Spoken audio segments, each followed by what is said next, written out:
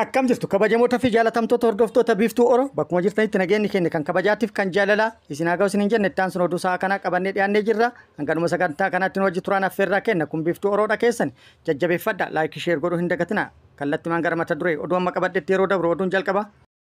Lammiilee Itoophiyaa Saawud Arabiyaatti murteen du'aa irratti murtaa'e irratti raawwataa jiraachuu odeeffannoon gama sirraa baate ibsitee jirti. Oduun itti aanu qophiin qormaata kutaa 12ffaa bara 2017 xumuramuu Ministeerri barnootaa beeksisee jira.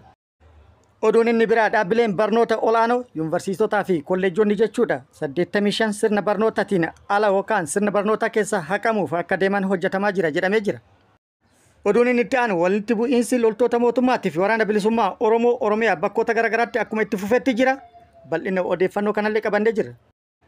Oduu biyya alallee qabna. Oduu kanneenii fi kan biroo wajjin guutuu oduu wajjin isin wajjin kan turu ani Bariisoo Ganamooti. Guutuun oduu akka itti aanu kanatti wal duraa duuban isiniif dhiyaata. Lammiilee Itoophiyaa 47 Saawud Arabiyaatti duuti itti murtaa'e murteen du'aa irratti raawwataa jiraachuu himamee jira. Lammiilee Itoophiyaa 47 duuti irratti murtaa'e keessaa 3 guyyaa har'aa akka ajjeefaman yookaan murteen akka irratti raawwatu kaleessa akka itti himame dhagahamee jira. Lammiilee Itoophiyaa murteen irratti har'a raawwatu 3 OMN maqaa isaanii tarreessee jira. Waxabajjii 18,2025 akka ajjeefaman yookaan immoo murteen irratti raawwatamu himamee jira. Namoota murteen du'aa irratti murtaa'e 47 keessaa hanga guyyaa kaleessatti namoota 10 irratti murteen kun raawwatamuun beekamee jira. Lammiileen murteen du'aa irratti murtaa'e kun mootummaan Itoophiyaa fi qaamonni biroollee dirmannaa barbaachise taasisuudhaan mootummaa Saawudii gidduu seenuudhaan murtee kana akka irraa fooyyessan gaafataa turanis hanga har'aatti osoo hin milkaa'in hafee jira. Har'as namoonni hanga ammaa lubbuun jiran waamicha taasisanii jiru. Mootummaan Itoophiyaatii fi akkasumas qaamonni mirga namoomatiif falman dhimma kana gidduu seenuudhaan murtee kana nurraa akka laaffisan gargaarsa barbaachisaa ta'e akka nu godhan jechuudhaan waamicha dhiyeessanii jiru. Mootummaan Itoophiyaa fi qaamonni dhimmi kun ilaallatu tumsa barbaachisaa ta'e taasisuudhaan lammiilee kana lubbuu isaanii akka baraartan nullee asumaan waamicha kabajaa isiniif taasifnee jirra. Oduun itti aanu qormaata biyyoolessaa kutaa 12ffaa kennuuf qophiin xumuramuu ministeerri barnootaa beeksisee jira. Daareektarri olaanaan tajaajila madaallii qormaata Dr. Isheetuu Kabbadaa qormaatichi milkaa'inaan xumuruuf qooda fudhattoota waliin qindoominaan hojjetamaa jira jedhee jira. Haaluma kanaan biiroon barnoota naannolee dhaabbileen barnoota ol'aanoo qaamoleen nageenya fi qooda fudhattoota biroo waliinis tumsaan hojjetamaa akka jiru himee jira. Qormaanni biyyoolessaa kutaa 12ffaa bara 2017 waxabajjii 23 hanga adoolessa 8 2017tti kennama jedhamee jira. Barattoonni 600 ol qormaaticha kan fudhatan yoo ta'u barattoota kanneen keessaa 100 fi 50 onlaayiniidhaan qormaata kan fudhatan akka ta'es ibsamee jira. Oduun itti aanu dhaabbileen barnoota ol'aanoo yookaan yuunivarsiitiileen 85 sirna barnootaa keessaa akka bahan godhamaa jiraachuu abbaan taayitichaa beeksisee jira. Gama dhaabbilee barnoota ol'aanoo yookaan yuunivarsiitiilee 375 irratti gaggeeffameen dhaabbileen barnoota ol'aanoo ulaagaalee guutuu dadhaban 85 sirna barnootaa keessaa baafamaa jiraachuu abbaan taayitaa barnoota fi leenjii beeksisee jira. Abbaa taayitichaatti itti aanan daareektara ol'aanaa to'annoo fi mirkaneessaa ragaa barnoota obbo Biniyaam Liiroo akka jedhanitti dhaabbileen 47 hojmaata diriirfame cabsuu isaaniitiin damee kanarraa akeekkachiisa ol'aanaa irraa kaasee hanga guutumatti baafamuu gahuu isaanii ibsee jira. Akkasumas dhaabbilee adabbii itti kenname hin kabajne irratti ammoo tarkaanfiin seeraa akka fudhatamu hojjetamuu ibsee jira. Daareektarri olaanaa akka jedhanitti kolleejjiiwwan baay'ina barnoota barsiisuu isaaniif hayyamame caalaa barsiisaa jiraachuu ibsuun kunis qulqullina barnootaa irratti hanqina guddaa uumeera jedhee jira. Itti dabaluunis barattoota 4,000 barsiisuu kan hayyamameef barattoota 5,000 simatuun hojii dandeettii isaanii ol raawwachaa kan jiran akka ta'e himee jira. Akkasumas sanadoonni barnoota seeraan ala gara dhaabbatichaatti fidamaa akka turan ibsuudhaan Amma garuu rakkoon kallattii kanaan akka hin uumamne dammaqinaan hojjetaa kan jiran akka ta'e ibsee jira. Gochoota hannaa ittisuuf sanadoonni barattoota miliyoona 1.3 sirna dijitaalaatiin galmaa'uu ibsanii jiru. Gara biraatiin immoo ragaaleen barnoota hojjettoota dhaabbilee barnoota ol aanoo dhuunfaa keessatti hojjetan mirkanaa'ee xumuramuu akkasumas hojiin bu'aa qorannoo mootummaaf dhiyeessuu hojjetamaa jiraachuu ibsee jira. Hojiin kun dhaabbilee federaalaa keessatti xumuramuusaa eeruudhaan kan itti aanu marsaan jalqabaa naannoo Oromiyaa, magaalaa Finfinnee fi naannoo Sidaamatti akka itti fufu ibsee jira. Lolli Oromiyaa zoonilee hedduu keessatti waraana bilisummaa Oromootii fi loltoota mootummaa gidduutti gaggeeffamaa jiru cimee itti fufee jira. Lola Oromiyaa zoonota garaagaraa keessatti gaggeeffamaa jiru kanarratti waraanni bilisummaa Oromoo haleellaa loltoota mootummaa irratti raawwatuun injifannoo gagabbataa argadhe jedhee jira. Guyyaa kaleessaa waxabajjii 17/2025 zoonii giddu galaatti fi zoonii lixaatti mooraalee waraana mootummaa irratti haleellaa raawwate miidhaa guddaa dhaqqabsiise jedhee jira. Kibba lixa Shaggar aanaa Sooddoo Daacitti haleellaa mooraa waraana mootummaa irratti raawwateen kan lubbuun yookaan nagaan baan yookaan fayyaa baan loltoota 6 qofa akka ta'e himee jira. Haaluma wal fakkaatuun lixa Oromiyaa aanaa Najjoo bakka Jaaboo jedhamutti haleellaa mooraa waraana mootummaa irratti raawwateen guutumaan guututti hojiin alakka taasisee fi injifannoo addaa kan itti argadhe jedhee jira. Haleellaa cimaatti bana loltoota mootummaa irratti raawwataa jiruun miidhaa fi kasaaraa guddaa mootummaa irratti dhaqqabsiisuun keessoon mootummaa raafamuun dhagahame jedhee jira.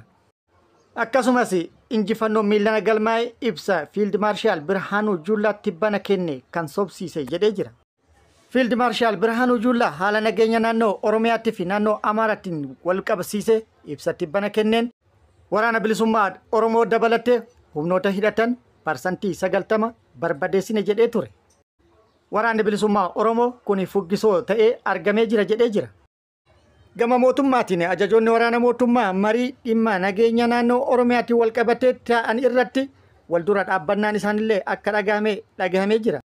Waraanni bilisummaa Oromoo hanga funyaan Finfinneetti dhufuudhaan haleellaa loltoota keenya irratti raawwatuun miidhaa guddaa loltoota keenya irratti dhaqqabsiisuun injifannoo nurratti galmeessaa jira. Loltoonni keenya immoo haleellaa waraanni bilisummaa Oromoo irratti raawwataa jiru dandamachuu hin dandeenye maali rakkoon jedhuudhaan kan irratti mari'atan akka turee fi kana irratti yaanni garaagaraa kan kenname akka ture. Yaanni inni dura keessoo kennaa iccitii argate waraanni bilisummaa Oromoo haleellaa nurratti raawwataa jiru milkaa'aa kan jiru akka ta'e akkasumas iccitiin bobbaa waraana kennaa kallattiidhaan waraana bilisummaa Oromootiif dhaqqabuudhaan miidhaa waraana keenya irratti akka dhaqqabsiisu taasisee jira kan jedhan yoo jiraatan kan gara biroo immoo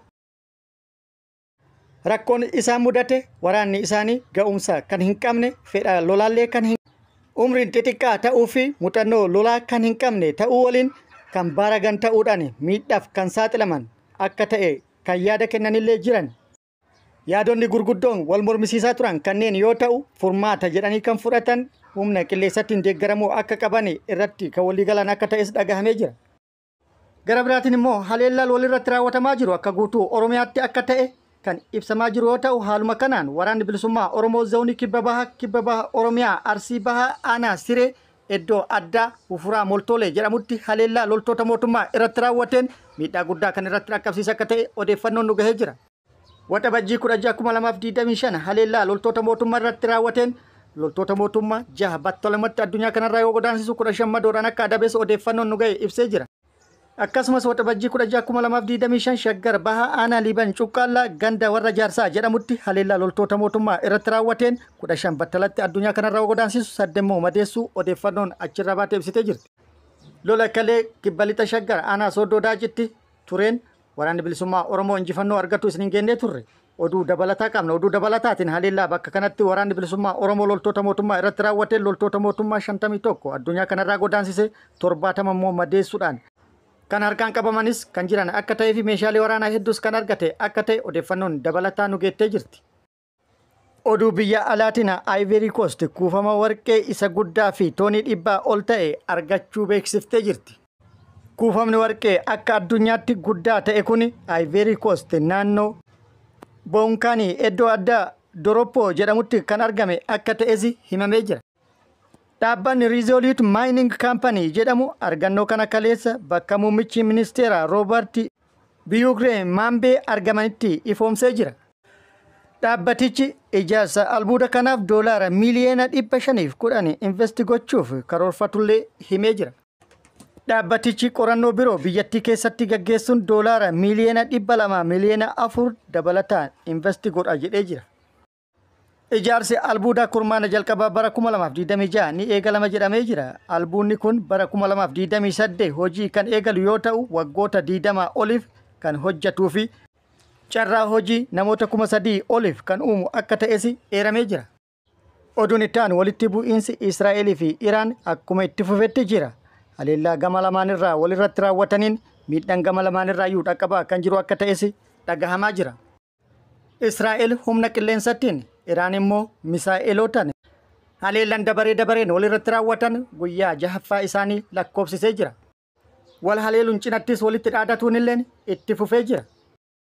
Walitti bu'iinsa deemaa jiru kana wal qabatee ijjannoon USA yookaan Ameerikaa maal akka ta'e addunyaan caqasaa jira. Pireezidaantiin Ameerikaa Doonaald Tiraamp lola kana kan hin seenne akka ta'e ibsaa turus wantoonni tokko immoo lola kana seenuu fi kan karaa saaqaa jiran akka ta'e wantoonni ibsan jiru.